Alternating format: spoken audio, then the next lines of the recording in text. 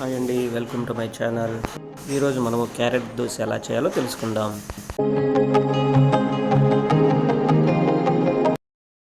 దీనికోసం మనము క్యారెట్ పై లేయర్ తీసేసి తురుముకొని ఉంచుకోవాలి.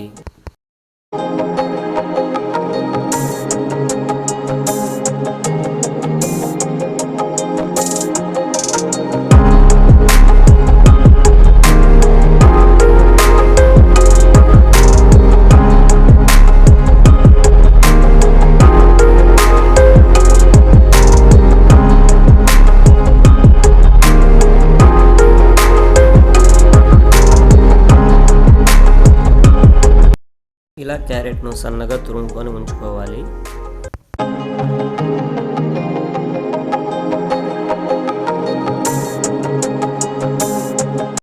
ఇప్పుడు మనం ముందుగా ప్రిపేర్ చేసి ఉంచుకున్న అట్టుపిండిలోకి తురుము వేసి కలుపుకోవాలి.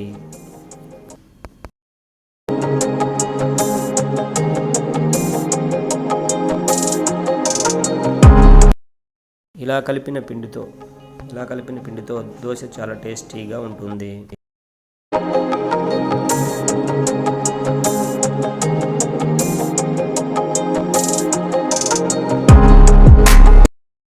పిండిలో ఇలా క్యారెట్ వేసి ట్రై చేస్తే దోశ చాలా టేస్టీగా హెల్తీగా ఉంటుంది.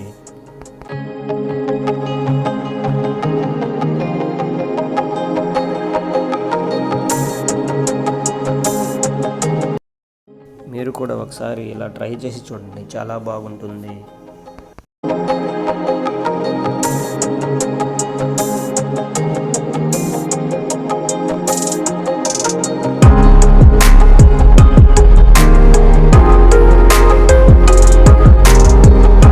ఇక్కడ నేను నూనెకి బదులు నెయ్యి వేసుకుంటున్నాను, కొద్దిగా 2 డ్రాప్స్.